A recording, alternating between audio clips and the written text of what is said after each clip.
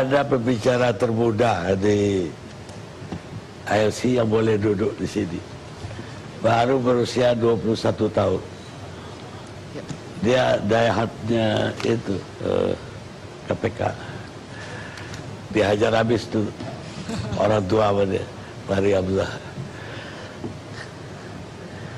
Mungkin ada perkenalkan dulu, ada katanya politisi Partai Solidaritas Indonesia. Ya. Dan di mana Anda kuliah? Ya, Assalamualaikum warahmatullahi wabarakatuh. Terima kasih Pak Karni. Kehormatan bisa diundang Pak Karni, apalagi katanya salah satu narasumber yang paling muda. Jadi satu kehormatan, terima kasih. Yang pertama, saya saat ini berada di Partai Solidaritas Indonesia. Saya salah satu pimpinan pusat, ketua DPP di PSI, partai politik baru. Dan kemudian saya saat ini semester 6 di Universitas Paramadina, masih mengambil jurusan ilmu komunikasi. Insya Allah semester depan saya akan ambil skripsi. Gitu, kalau sekilas tentang perkenalannya sih seperti itu, Pak. Lah, kenapa Anda berani-beraninya menghadapin si politisi kawakan Fahri Hamzah? Saya aja takut kalau debat sama dia. Ya karena begini Pak, kalau misalnya mau ngomong soal perdebatan ini ada beberapa hal yang saya soroti. Jadi ada beberapa poin yang sudah saya tulis dan kemudian ingin saya kemukakan. Kebetulan ada Pak Fahri Hamzah di sini, jadi saya senang sekali bisa melihat langsung ekspresi Pak Fahri Hamzah. Kalau misalnya di Twitter kan kurang asik kesannya. Apa pendapatnya yang Anda tidak setuju? Ya, banyak sekali sebenarnya pendapatnya, tapi yang paling menurut saya menggelitik pendapat Pak Fahri Hamzah adalah salah satu tweet Pak Fahri, misalnya mengenai 15 tahun KPK berdiri, tapi kok korupsi makin banyak, koruptor masih banyak yang ditangkapi, lalu sukses KPK di mana? Ya mohon maaf, logika semacam ini bagi saya sangat lucu. Saya juga baca banyak sekali gitu di timeline saya, komentar-komentar orang-orang yang menarik yang menyatakan begini, kalau dengan logika Pak Fahri Hamzah seperti itu, tandanya kita bisa menggunakan logika seperti ini. Rumah sakit sudah berdiri ratusan tahun lamanya, tapi kemudian masih banyak orang yang sakit, dokter kemudian masih laku, apakah keberadaan dokter dan rumah sakit telah gagal? Gitu. Jadi agak kurang nyambung logikanya menurut saya. Dan bagaimana korupsi bisa habis gitu kalau misalnya koruptornya nggak ditangkapi, begitu Pak. Dan bagi saya kinerja KPK layak dibela karena kinerja KPK misalnya dalam hal penuntutan itu hampir 100%. Mungkin dulu sebelum ada pra-peradilan 100%. Sekarang sudah ada pra-peradilan, ya mungkin sudah berkurang dari 100%, tapi bahwa KPK tetap sebagai lembaga pemberantasan korupsi mungkin lembaga yang paling sukses dibandingkan lembaga lainnya. Dan ketika DPR kemudian membentuk hak angket dan sangat getol menyerang KPK dengan segala argumennya, yang mohon maaf sampai saat ini saya katakan masih sebatas tuduhan tanpa bukti, karena sampai sekarang nggak ada bukti konkret yang kemudian disajikan ke depan publik. Itu kemudian saya merasa bahwa DPR juga harus mau melakukan otokritik terhadap lembaganya. Jangan kemudian terus mau fokus merecoki lembaga lain tapi tidak mau melakukan otokritik terhadap lembaganya. Saya sebutkan saja beberapa data. Misalnya tahun 2015, dalam RUU Prolegnas prioritas DPR ada 39 RUU yang harusnya diselesaikan oleh DPR tahun 2015. Yang selesai hanya 3 Pak. Tahun 2016 harusnya menyelesaikan 50 rancangan undang-undang, yang selesai hanya 9. Ini sudah 2 tahun Pak mau kerja, tapi udah 2 tahun ya DPR periode ini kerja gitu. Pak Fahri dan kawan-kawan, Pak Masinton, Pak Misbakun ini sudah hampir 2 tahun bekerja. Sebentar lagi 2019 dekat, mereka akan mengurus untuk terpilih lagi. Terus kapan kita sebagai rakyat dipikirkan gitu. Dan kemudian menarik juga tadi statement Pak Saidido mengatakan bahwa KPK itu menurun tingkat kepercayaan publik terhadap KPK. Saya rasa enggak ya. Kalau misalnya kita mau tahu cara paling mudah gitu ya untuk mengetahui pendapat masyarakat terkait dua lembaga ini, ya kita adakan saja survei. Misalnya jajak pendapat SMRC yang menyatakan bahwa 6,1% rakyat yang percaya DPR, tapi ada 64,4% rakyat yang kemudian mendukung KPK dalam kasus ini. Jadi kemudian jadi pertanyaan, kenapa DPR tidak mencoba mendengarkan aspirasi rakyat, tapi kok malah pergi ke Sukamiskin? Ya, orang-orang yang di Sukamiskin itu yang memvonis mereka koruptor, bukan KPK Pak. Yang memvonis mereka koruptor itu pengadilan, majelis hakim. Dan saya menyayangkan banget di sini banyak sekali tuduhan-tuduhan terhadap majelis hakim yang terhormat di situ. Karena bagi saya kalau misalnya kita tidak bisa mempercayai lembaga peradilan di Indonesia, lalu kita mau percaya sama siapa lagi? Gitu. Jadi disayangkan sekali bahwa bukti-bukti yang diberikan KPK ke majelis hakim dan kemudian majelis hakim memvonis bahwa memang bukti KPK ini kuat, bahwa kemudian di pengadilan itu KPK menang terus dan kemudian majelis hakim akhirnya memasukkan tokoh-tokoh, mohon maaf Pak Roy Surya misalnya banyak dari kader Partai Demokrat, Anas Urbaningrum, Nazarudin gitu, Angelina Sondak gitu. Itu adalah bukti bahwa KPK selama ini memiliki bukti-bukti yang kuat di pengadilan. Dan tuduhan bahwa KPK ini saya dengar dari tadi gitu, seolah KPK ini sangat powerful, sangat berkuasa gitu, sangat untouchable. Bagi saya lucu karena KPK itu bukan alat politik kekuasaan. KPK bukan lembaga yang bisa digunakan oleh siapapun penguasanya gitu. Waktu zamannya era Presiden SBY, berapa banyak kader Partai Demokrat yang ditangkap KPK. Terus kemudian besan presiden pun ditangkap oleh KPK. Di sekarang pun zaman Presiden Jokowi gitu, Ketua DPRD Mojokerto misalnya yang merupakan kader PD Perjuangan itu sekarang sudah jadi tersangka KPK. Sekjen Partai Nasdem Rio Patris Kapela itu sudah menjalani proses hukum yang diajukan oleh KPK.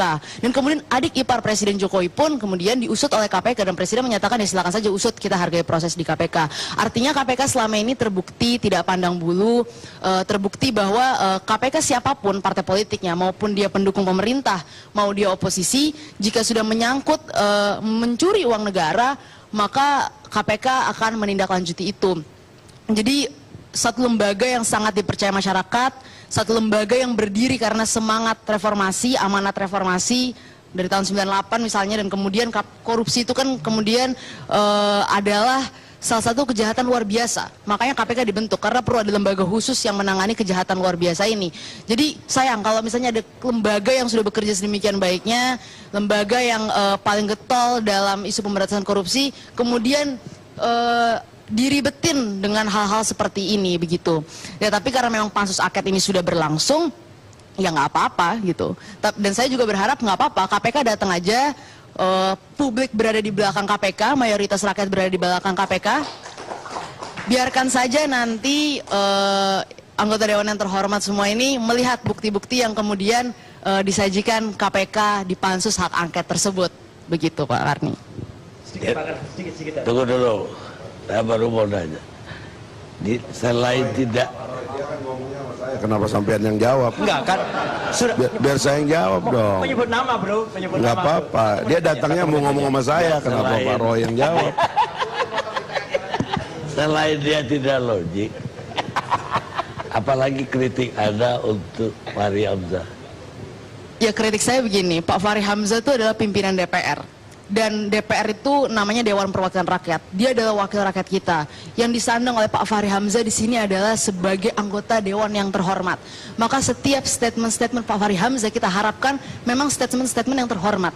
Dan ketika misalnya Pak Fahri Hamzah tidak bisa membuktikan itu kepada publik, maka kepercayaan rakyat kepada wakil rakyatnya sebagai orang-orang yang terhormat ini akan menurun. Kita nggak mau martabat DPR semakin lama semakin tergerus. Sebagai pimpinan DPR saya sangat berharap Pak Fahri Hamzah menjunjung tinggi martabat DPR. Apa selama ini statementnya tidak terhormat? Ya misalnya seperti menyatakan IKTP hayalan gitu. Dan padahal sudah ada yang masuk ke dalam proses persidangan. Dan memang kalau misalnya IKTP itu hayalan, lalu hakim-hakim yang berada di sana apakah memutus kasus hayalan gitu. Jadi mohon maaf Pak Fahri Hamzah, tapi saya ingin menyatakan ini, walaupun Pak Fahri Hamzah bilang saya bukan rakyat NTB, nggak apa-apa Pak. Tapi sebagai pimpinan Dewan Perwakilan Rakyat Republik Indonesia, bukan NTB saja, saya rasa setiap dari kita boleh memberikan masukan ataupun kritik kepada seorang pimpinan DPR RI. Baik, yang kena dulu lah, Roy. Kamu lah. Ya Pak Fahri dulu dah. Pak Fahri itu anaknya umur berapa? Insya Allah sebentar lagi kuliah. Oh masih di bawah dia. Jadi sudah diterima di Monash University satu lagi di Queensland University di Australia. Tapi jadi masih SMA. SMA Oh. baru lulus. Jadi nggak apa-apa. Saya kira tadi ada lebih kecil dari anaknya. Gimana? Silakan. Apa jawabannya itu nggak logis? Dijawab semuanya ya. Ya. Pertama begini, saya terima kasih Bang Karni mempertemukan. Enggak. Saya juga penasaran dan ingin berkenalan karena menurut saya dia ini pasar milenial, ya. Artinya generasi baru Indonesia yang hadir pasca reformasi dan memang mereka memahami dinamika ini bersama zaman di mana mereka lahir, ya. Kalau kita ini kan lahir sebelum reformasi, mengalami dianiaya oleh totalitarianisme dan mengetahui betapa beratnya kalau kita membiarkan lembaga negara itu memiliki kewenangan-kewenangan yang ekstra begitu. Jadi saya kira sebagai wakil zaman dan sebagai wakil dari generasi sekarang, pertama-tama saya mengapresiasi dia, ya, keberaniannya dan kemampuan dia untuk berbicara. Meskipun kalau saya mesti membantah, sebetulnya apa yang beliau katakan ini memang saya mohon maaf, saya mau mengatakannya agak elementer ya, tetapi tidak boleh disalahkan karena memang begitulah cara generasi ini berpikir, ya. Mereka tumbuh dengan tradisi media yang luar biasa, ya. Glorifikasi terhadap hero-hero di sosial media dan sebagainya, dan wajar karena kemudian KPK juga mengambil sisi itu dari penegakan hukum. KPK sangat memberikan atensi yang sangat besar kepada citra, kepada image gitu. Suatu hari saya kaget karena diundang oleh satu perusahaan yang berafiliasi di bawah USAID, ya. Saya datang sebagai anggota DPR, dia bilang, saya mengundang Anda karena Anda agak berbeda cara melihat KPK-nya, dan kami ini adalah kontraktor dari USAID yang membantu membangun image KPK 25 tahun ke depan gitu. Itu kata perusahaan ini, ada beberapa bule di situ. Dan waktu itu yang mendampingi si Pak Profesor Sardi Isra yang juga memang terkenal sebagai pendukung KPK. Di situ saya tahu bahwa memang KPK bermain di ranah image ini secara luar biasa, dan generasi Samara ini adalah generasi yang sukses dijaring oleh KPK menjadi pendukung setia yang saya kira tidak ada masalah, ya. Tapi Samara tadi mengatakan biarlah DPR bekerja, memeriksa kontroversi yang ada. Saya kira pada usia dia cukup matang untuk mengatakan itu. Dan saya kira itu kita apresiasi juga, supaya kelompok milenial juga mendukung DPR dalam rangka melakukan investigasi terhadap kasus ini. Saya kira itu positif semuanya, Bang Karni. Jadi saya tidak ada masalah dengan beliau, ya. Saya mengapresiasi pendapat-pendapatnya, dan saya sendiri ingin bisa berdiskusi untuk mengklirkan banyak masalah. Saya sebenarnya ingin banyak diskusi juga dengan teman-teman NGO yang mendukung KPK. ICW, Pusako, Pukat, ya. Saya mengirim buku saya kepada mereka, saya minta diundang, tapi ya sampai hari ini tidak diundang. Jadi Prof. Romli juga menulis buku yang bagus, saya kira perlu diundang, karena kita perlu bicara data juga gitu. Dan saya kira itu isyarat dari kritik dari satu generasi kepada kita. Saya kira itu, Bang Karni.